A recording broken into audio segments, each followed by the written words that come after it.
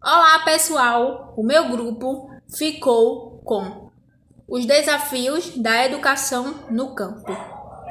Bem, os componentes desse grupo eram Clarissa Kimberly, Naftali Stephanie, Suelen Maria. A educação no campo, ela tem se caracterizado um espaço de precariedade por descasos e principalmente pela falta de políticas públicas nas instituições. Essas faltas de políticas públicas é que tem a maior parte da falta de permanência dos alunos na escola. Então, a falta esses recursos pedagógicos, a falta dos profissionais especializados, dos profissionais formados verdadeiramente nesta área, a falta de transporte público para que as pessoas tenham o direito de ir e vir na instituição. Então, a falta de alimentos, a falta de energia, então tudo isso é falta de políticas públicas. E quem é o responsável pela falta dessas políticas públicas? O verdadeiro governo. Então, agora vocês irão ficar com algumas entrevistas de convidados que nós chamamos. Então, fiquem agora com as entrevistas. Tchau, obrigada. Olá, sou a aluna Larissa e vou falar um pouco da educação urbana e a educação rural. Existe uma grande diferença entre a rural e a urbana, porque no país não se dão apenas os indicadores educacionais, pois existem alguns termos gerais que têm aquelas divergências entre o Brasil urbano e o Brasil rural. Então, como aponta o Índice do Desenvolvimento Municipal, Humano Municipal, então esse índice ele tem como uma vantagem de análise de dados. Então, existem umas três dimensões, que nessas três dimensões são elas: a longevidade, a educação e a renda. Para dar continuidade um pouco desse assunto, vamos ficar com a professora Alice. Olá, gente, tudo bem? Eu me chamo Alice Mello e eu sou professora da educação infantil. E eu vim falar um pouquinho sobre a educação rural e a educação urbana. Eu vou estar falando um pouquinho sobre a educação rural.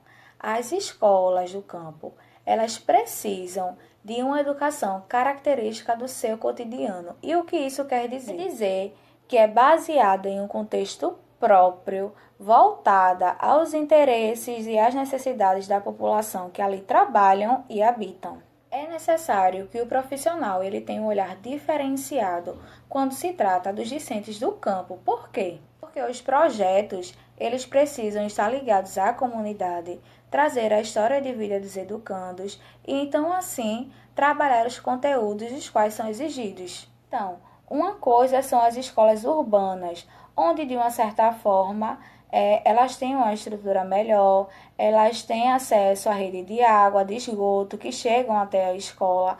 E quando a gente fala da escola rural, a gente percebe que as coisas não são tão viáveis. Então, você deve estar se perguntando, não são tão viáveis como? E eu posso dar um exemplo super simples. Aqui na zona urbana, a gente tem acesso à internet, a gente tem acesso à rede de transporte, sendo que na zona rural, muitos não possuem acesso à internet e muitos não têm acesso a esses transportes, o que dificulta bastante a ida dessas crianças à escola.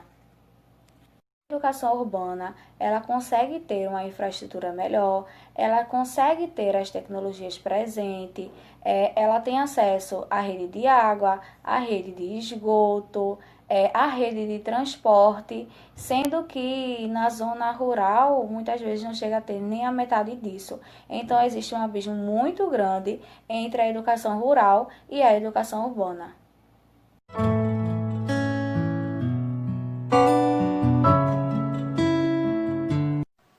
Olá, eu sou a aluna Naftali Stephanie. Sabemos que a valorização do homem no campo não é como deveria ser, né? Pois o trabalho aumenta, mas a valorização continua a mesma coisa e é um absurdo, infelizmente. Não só o trabalho, mas os produtos que saem das agropecuárias para as grandes empresas. Agora vamos ouvir o que o nosso professor Rinaldo tem a nos passar um pouquinho sobre essa valorização do homem no campo. Olá, boa tarde. Eu sou o professor Rinaldo, professor de Biologia. Trabalho na rede estadual de ensino, professor de ensino médio. Através desse vídeo eu vou falar um pouco, de acordo com a minha perspectiva, porque não tem muita leitura sobre isso. Vou falar um pouco sobre o homem do campo, ou seja, a importância do homem do campo. Acredito que seja simples falar, porque nós nos alimentamos a cada dia e talvez a gente não dê essa importância que frutas, verduras, até alguns alimentos que foram processados ou ensacados, tem a mão do homem do campo ali. E para falar da importância do homem do campo, eu não posso deixar de falar da importância de se ter políticas públicas que incentive, por exemplo, a agricultura familiar. Uma vez que eu acredito que mais, não sei, números eu não tenho certeza, mas não sei se é 60%, 70%, 80% do alimento que chega nas nossas mesas vem da agricultura familiar. Então eu vejo que é importante valorizar o homem do campo em todos os aspectos. No aspecto do conhecimento, no aspecto da remuneração, no aspecto da saúde, do cuidado com a saúde dessas pessoas, no cuidado com a instrução educacional, porque envolve uso de agrotóxico, uso de fertilizantes, técnicas para melhorar a qualidade da colheita. Então, eu acredito que o homem do campo deve ser realmente lembrado por políticas públicas que possam melhorar cada vez mais a nossa produção agrícola.